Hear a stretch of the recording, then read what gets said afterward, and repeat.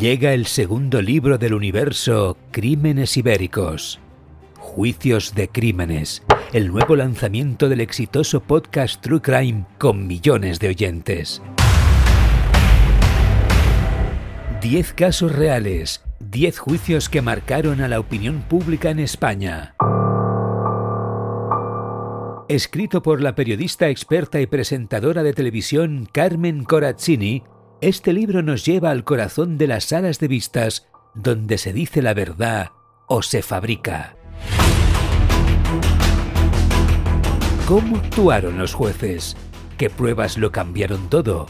¿Hubo justicia o solo un veredicto? Una mirada única a cómo se construyen los relatos judiciales de los crímenes más impactantes de nuestra historia reciente. Disponible ya en Amazon y en las principales librerías. Coordinado por el equipo de Crímenes Ibéricos. Llega el libro Juicios de Crímenes. Si escuchaste el crimen, espera a ver cómo se dictó sentencia.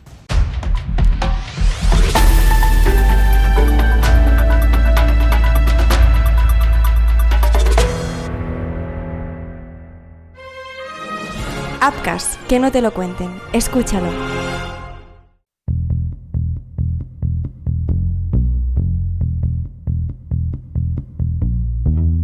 En Narborough, un pequeño y apacible pueblo inglés donde nunca parecía pasar nada, la calma se rompió de golpe una fría noche de noviembre de 1983. Un adolescente de 15 años no regresó a casa tras visitar a una amiga. Su trayecto era corto, un sendero conocido, pero aquella vez nunca llegó a su destino. A la mañana siguiente, un vecino encontró su cuerpo en la penumbra del campo, brutalmente asesinado.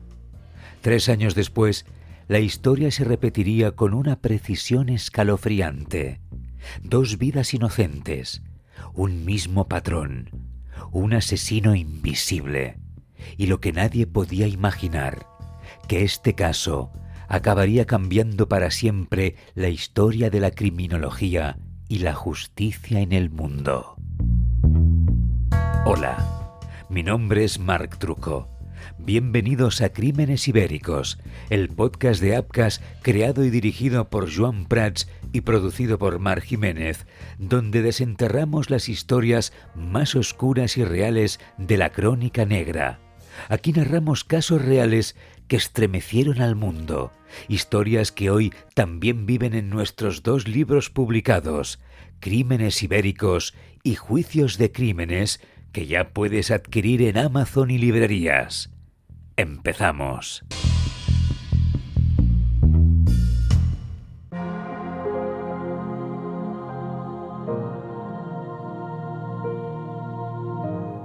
En la apacible localidad de Narborough, en el condado de Leicestershire, el tiempo parecía discurrir con la lentitud propia de los pueblos rurales a mediados de los años 80.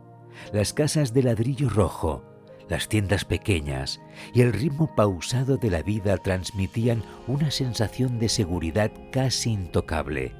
Era un lugar donde las familias dejaban las puertas sin pestillo, donde los niños jugaban libremente por las calles y donde los vecinos confiaban unos en otros. La idea de que algo terrible pudiera ocurrir parecía inimaginable. Sin embargo, esa ilusión de calma se quebró de forma violenta una noche de noviembre de 1983, cuando un crimen desgarrador sacudió los cimientos de la comunidad y marcó para siempre la memoria colectiva.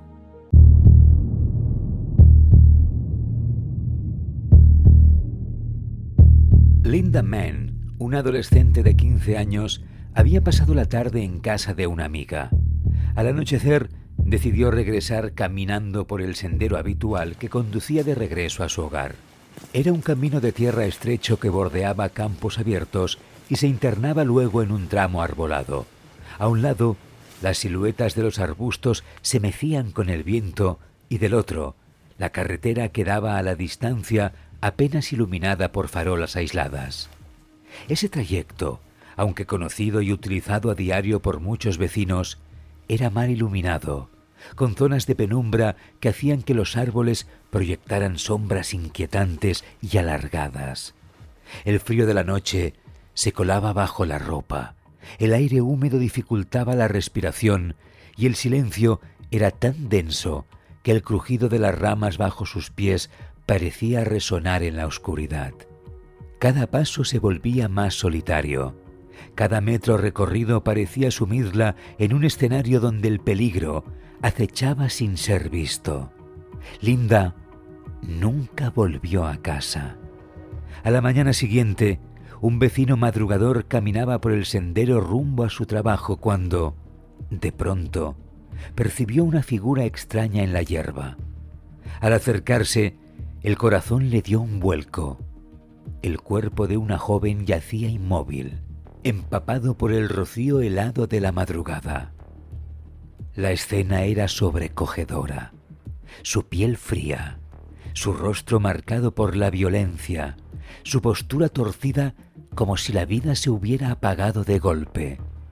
El hombre quedó paralizado unos segundos, con la respiración entrecortada y la certeza inmediata de que estaba ante algo terrible. Gritó pidiendo ayuda, su voz desgarrando el silencio del campo, y corrió en busca de alguien que pudiera socorrerla, aunque en el fondo sabía que era demasiado tarde. Linda había sido brutalmente violada y estrangulada.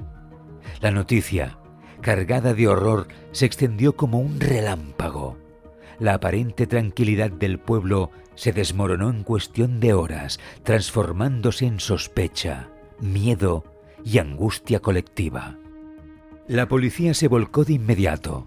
Interrogaron a decenas de personas, registraron domicilios y examinaron minuciosamente la escena del crimen. Había huellas confusas en el barro, rastros de neumáticos que no llevaban a ninguna parte, fibras sueltas y poca más evidencia. Los agentes recopilaron muestras de tierra, trataron de reconstruir horarios y recorrieron el vecindario preguntando quién había visto a Linda la noche anterior. Pese a los esfuerzos, nadie recordaba nada útil y las pocas pistas parecían evaporarse. Se levantaron hipótesis contradictorias. Algunos investigadores creían que el crimen había sido cometido por alguien del propio pueblo, mientras otros apuntaban a un desconocido que se habría aprovechado de la soledad del sendero. Se barajó la posibilidad de un camionero o un trabajador de paso, pero ninguna de esas líneas de investigación llegó a consolidarse. El retrato del posible asesino era difuso, más un fantasma que una figura concreta. Durante semanas se realizaron rondas nocturnas, se colocaron controles en las carreteras cercanas, se vigiló con especial atención a los jóvenes con antecedentes menores en la zona. Se tomaron declaraciones a conocidos de la víctima, a compañeros de clase y a vecinos habituales del sendero. Cada testimonio añadía un matiz, pero ninguno aportaba la claridad necesaria para avanzar. La presión mediática empezaba a asomar y la policía, consciente de ello, intentaba mantener la calma de la comunidad. Con el paso de los meses, el entusiasmo inicial de la investigación se fue apagando. Los informes diarios se hicieron más escuetos. Los equipos destinados al caso se redujeron y la moral entre los agentes comenzó a resentirse. La frustración de no encontrar respuestas se instaló tanto en los investigadores como en los vecinos, que vivían entre la inquietud y la impotencia. El caso quedó sin resolver y la herida abierta en Narborough no dejó de supurar.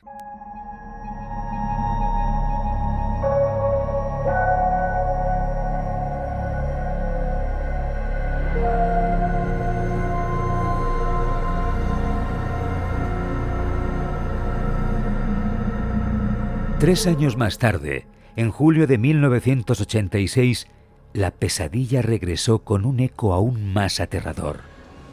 Dawn Ashworth, también de 15 años, pasó la tarde con una amiga en un ambiente relajado de verano.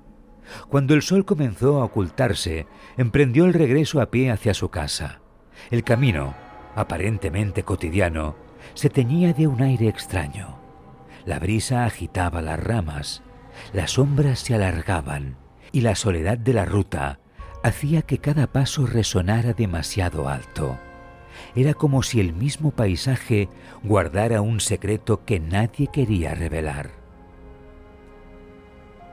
A medida que avanzaba, el silencio se volvía inquietante. El aire estaba cargado de humedad y los campos cercanos, normalmente apacibles, parecían ocultar presencias invisibles. Nadie vio lo que ocurrió después. Dawn nunca llegó a su destino. Su ausencia no pasó desapercibida. Aquella misma noche, su familia, preocupada por su retraso inusual, comenzó a buscarla con desesperación. La sensación de que algo terrible había sucedido se instaló en el corazón de todos los que la esperaban en casa. Las horas se hicieron eternas. Los vecinos se unieron a la búsqueda con linternas y voces quebradas que rompían la quietud de la noche. La policía fue alertada y patrullas recorrieron el pueblo y sus alrededores. Cada minuto que pasaba alimentaba la angustia. La comunidad entera contenía la respiración, presa de un presentimiento oscuro. El misterio de su desaparición envolvía a Narborough repitiendo la pesadilla que nunca había cicatrizado desde la muerte de Linda Mann. Pero la esperanza se quebró pronto. El cuerpo de Dawn fue hallado en un campo cercano. Había sido violada y estrangulada igual que Linda. La similitud entre ambos crímenes era aterradora. Dos adolescentes de la misma edad, en el mismo entorno rural, asesinadas con un patrón idéntico. La certeza se impuso en el pueblo. Un asesino en serie actuaba en sus calles. El miedo se transformó en terror colectivo. Las familias dejaron de permitir que sus hijas caminaran solas, las calles quedaron desiertas al anochecer y la atmósfera de sospecha impregnó cada rincón. La presión sobre la policía se volvió asfixiante. El temor se extendió a los medios nacionales que cubrieron la noticia con intensidad, amplificando la sensación de inseguridad. Las autoridades centraron sus esfuerzos en un joven local, Richard Buckland. Era conocido de la segunda víctima, tenía dificultades sociales y bajo el peso de intensos interrogatorios empezó a contradecirse. Tras largas horas, terminó confesando el crimen de Dawn, aunque negó con firmeza haber asesinado a Linda. Su confesión estaba plagada de contradicciones y carecía de detalles verosímiles. A veces afirmaba recordar lugares que no coincidían con la escena real. Otras inventaba descripciones que se contradecían con las pruebas físicas y en varios momentos se mostraba confundido, incapaz de explicar con claridad cómo se habían producido los hechos. Los investigadores sabían que aquel relato cojeaba, pero bajo la presión de la opinión pública, lo aceptaron como suficiente. Aún así, la policía creyó haber resuelto el caso y presentó a Buckland como culpable. Para algunos vecinos, aquella conclusión fue un alivio que les devolvía una sensación de seguridad. Para otros, en cambio, era la confirmación de que algo no encajaba, de que la verdad seguía oculta. La tensión en la comunidad alcanzó un punto límite, con un pueblo dividido entre la necesidad de cerrar el caso y la sospecha latente de que el verdadero asesino aún caminaba libre. Mientras tanto, en los laboratorios de la Universidad de Leicester, un científico llamado Alec Jeffreys trabajaba en una línea de investigación completamente innovadora. Estudiaba el ADN humano y había desarrollado una técnica capaz de identificar a cada persona por su perfil genético único. Era la huella genética. Hasta entonces, la ciencia forense se apoyaba en huellas dactilares, restos de fibras, cabellos o testimonios, muchas veces poco fiables. Jeffreys ofrecía algo inédito, una firma biológica imposible de manipular, un testigo silencioso que podía señalar al culpable o exculpar a un inocente. La policía, consciente de la oportunidad, recurrió a Jeffries. Analizaron las muestras biológicas encontradas en los cuerpos de las víctimas y las compararon con el ADN de Buckland. El resultado fue rotundo. Buckland no era el asesino. Era la primera vez en la historia que una prueba genética exculpaba a un sospechoso. El hallazgo cambió el rumbo de la investigación y la historia de la criminología. Por primera vez, la ciencia se imponía sobre las confesiones obtenidas bajo presión. Pero la paradoja era evidente. Habían evitado condenar a un inocente, pero el verdadero asesino seguía en libertad. La comunidad atemorizada seguía sin respuestas. Fue entonces cuando se concibió una idea inédita: realizar una prueba masiva de ADN a todos los hombres de la zona. Lo que parecía ciencia ficción se convirtió en un operativo real. Más de 5.000 varones de Narborough y alrededores participaron en la que fue conocida como la primera batida genética de la historia. Día tras día, largas colas de hombres esperaban para entregar su sangre o su saliva. Los medios de comunicación recogieron aquel despliegue sin precedentes, mostrando cómo un pequeño pueblo inglés se convertía en el epicentro de un experimento que podía cambiar para siempre la lucha contra el crimen. Sin embargo, el tiempo pasaba y ninguna muestra coincidía. La frustración se adueñó de los investigadores. El asesino parecía haberse desvanecido entre la multitud, invisible, protegido por su apariencia común. El caso estuvo a punto de estancarse de nuevo hasta que en 1987 una revelación fortuita lo cambió todo. En un pub, un trabajador de una panadería escuchó entre risas y confidencias a un compañero presumir con tono fanfarrón de haber entregado una muestra de ADN en lugar de otra persona. Lo decía como si fuera una broma, como si aquel engaño fuese una travesura sin consecuencias. Pero al oyente se le heló la sangre. Durante unos segundos quedó paralizado, dudando si había entendido bien. Después, la incomodidad se transformó en alarma. Aquello podía ser la clave que todo el pueblo buscaba desde hacía años. Con el pulso acelerado, el hombre decidió no guardar silencio. Denunció la conversación a las autoridades, que actuaron con rapidez. Cuando la información llegó a la policía, el ambiente cambió por completo. Los investigadores, que hasta entonces se sentían frustrados por la falta de resultados, vislumbraron una grieta en el muro de silencio que protegía al asesino. El hallazgo resultó estremecedor. Alguien había conseguido burlar el mayor experimento policial de la época, evadiendo la prueba masiva de ADN mediante un sustituto. El misterio se volvía aún más inquietante. No solo había un asesino oculto, sino que además era astuto, calculador y capaz de manipular a otros para cubrir sus huellas. Ese alguien era Colin Pitchfork, de 27 años, casado, padre de 2 hijos, trabajador de una panadería industrial, conocido en la zona por su carácter reservado y por llevar una vida aparentemente normal. Era el prototipo de vecino común, alguien en quien nadie habría pensado. Cuando fue detenido y se le extrajo una muestra real de ADN, la coincidencia con las pruebas de las escenas del crimen fue absoluta. La ciencia lo había desenmascarado sin lugar a dudas. En los interrogatorios posteriores, Pitchfork se mostró al principio frío, calculador, negando con calma cualquier implicación. Los agentes lo presionaban uno tras otro, presentándole la evidencia genética que lo señalaba sin margen de error. El silencio en la sala era denso, roto solo por el sonido del reloj y la respiración contenida de los presentes. Poco a poco, su fachada comenzó a resquebrajarse. El sudor le perleaba la frente, su voz se quebraba con titubeos, y la certeza de que no podía escapar de la verdad lo fue hundiendo. Finalmente, Entre lágrimas contenidas y una mezcla de rabia y resignación, confesó. Admitió los asesinatos de Linda Mann y Dawn Ashworth con frases cortas, evitando mirar a los investigadores a los ojos.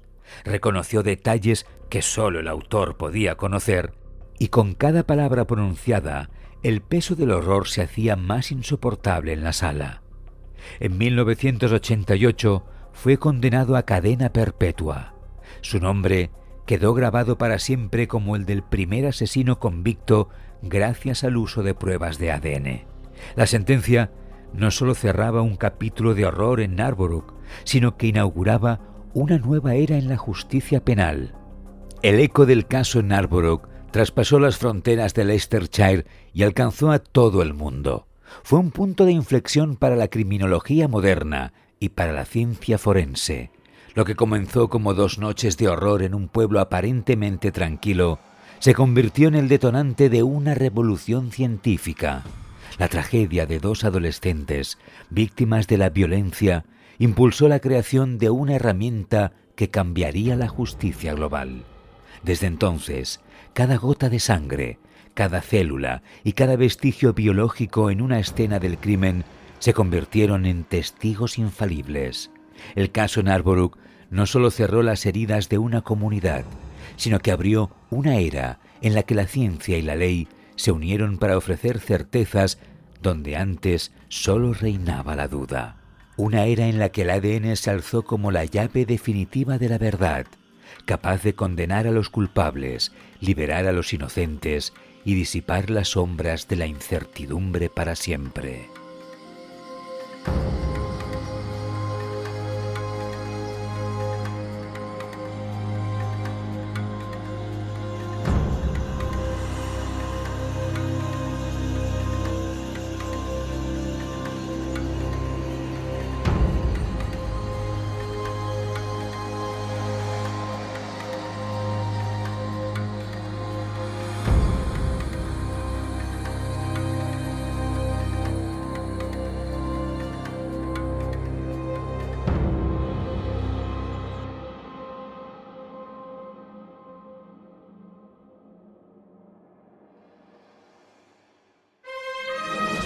Upcast, que no te lo cuenten. Escúchalo.